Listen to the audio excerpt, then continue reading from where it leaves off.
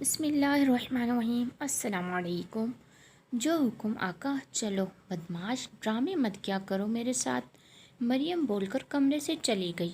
مریم کے جانے کے بعد ہادیہ جلدی اٹھ کر ڈریسنگ روم کی طرف گئی تو علی نے فوراً روم کا دروازہ لاک کیا اور ٹھاک سے ڈریسنگ روم کا دروازہ کھولا اور ہادیہ کا ہاتھ پکڑا اور اس کو دیوار سے لگا کر اس کے دونوں طرف دیوار پر ہاتھ رکھ کر اس کو جلا دینے والی نظروں سے دیکھنے لگا۔ غصے سے اس کی آنکھوں میں جیسے لہو اتر آیا ہو۔ اب بولو ہادیہ میڈم، کون سے ظلم ہوئے ہیں تم پر، جس کا رونا تم میری بہن کے آگے رو رہی تھی، اور وہ کیوں بول رہی تھی کہ ان کی پرنسس کا خیال رکھا جائے؟ وہ بولا تو اس کی گرم سانس جیسے ہادیہ کو چہرہ جلا رہی ہو۔ تو ہادیہ نے اپنا منہ دوسری طرف موڑ لیا، جس سے علی کے غصے میں مزید اضافہ ہوا۔ اس نے ہادیہ کا منہ زور سے پکڑا اور اپنی طرف کیا۔ کیا بکواس کی تھی میں نے اس دن؟ ہاں بولو کہ جب میں بات کروں تو میری طرف دیکھا کرو۔ ایک بار بولا ہوا سمجھ نہیں آتا تمہیں؟ یہ خالی ہے کیا تمہارا؟ دوسرے ہاتھ اس کے سر پہ رکھ کر بولا۔ ہادیہ کی آنکھوں میں پھر سے آنسو جمع ہونے لگے۔ اور ایک اور بات، یہ جو تم بات بات پر رونے لگتی ہو، زہر لگتا ہے مجھے۔ کوئی فرق نہیں پڑتا مجھے تمہارے رونے سے، سمجھی میری بات؟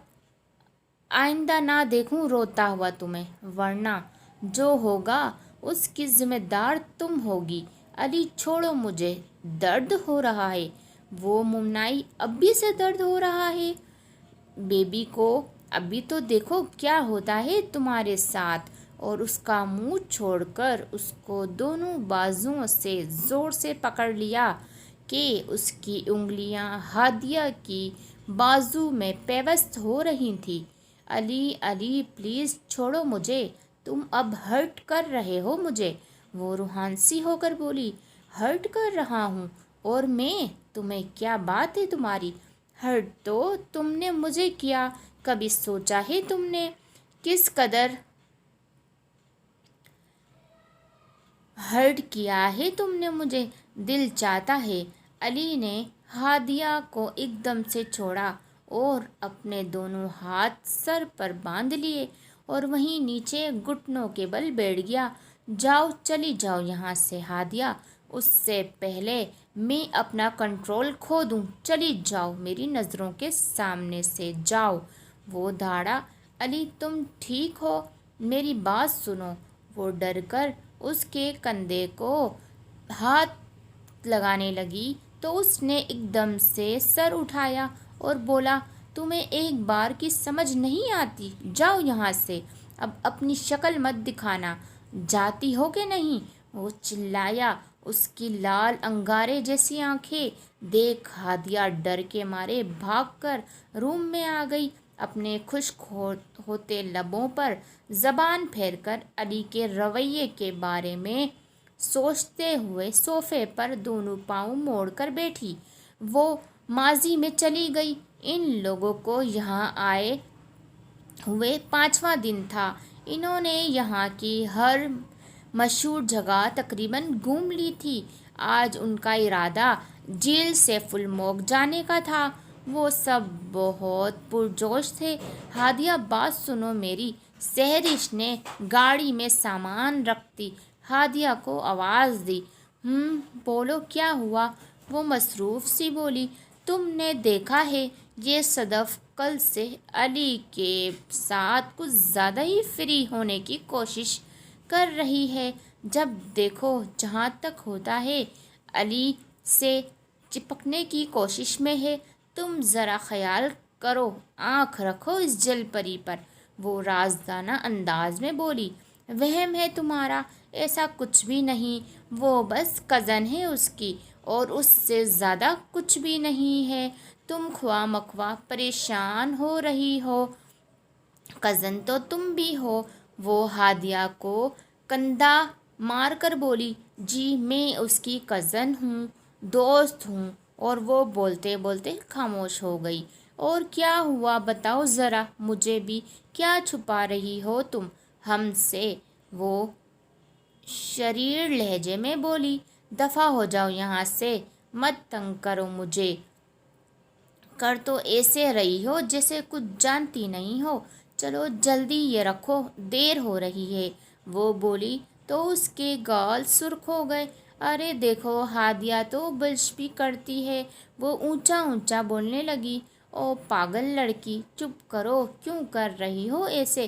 کسی کو پتہ چل گیا تو؟ وہ گھبرا کر بولی۔ تو کیا ہوا، پتہ چلتا ہے تو چل جائے، بلکہ اچھا ہے، میں تو سوچ رہی ہوں جا کر علی کو بتا دوں۔ سہرش چہک کر بولی، خبردار تم نے کسی کو کچھ بولا تو مجھ سے برا کوئی نہ ہوگا، جب وقت ہوگا میں علی کو خود بتا دوں گی، ابھی تم خاموش رہو گی پلیز۔ اور تم کب بتاؤ گی؟ انشاءاللہ بہت جلدی۔ وہ گہرا سانس لے کر بولی،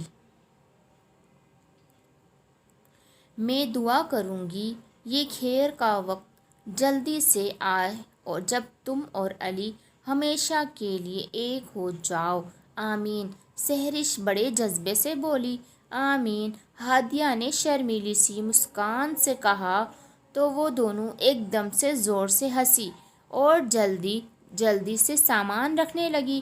ہاں بھائی، کوئی کام ہے تو بتاؤ مجھے۔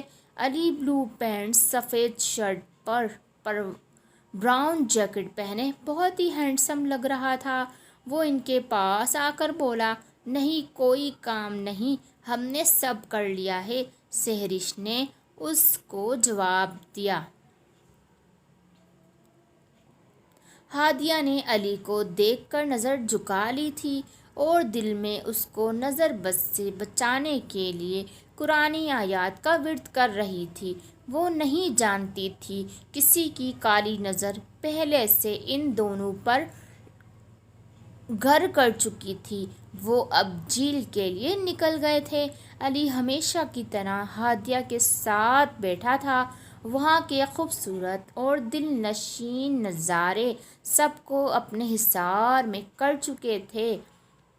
وہ ماحول اور اپنی دل کی کیفیت اور علی کے ساتھ ہونے کی وجہ سے ہادیہ کو اپنا آپ ہوا میں اڑتا ہوا محسوس ہو رہا تھا۔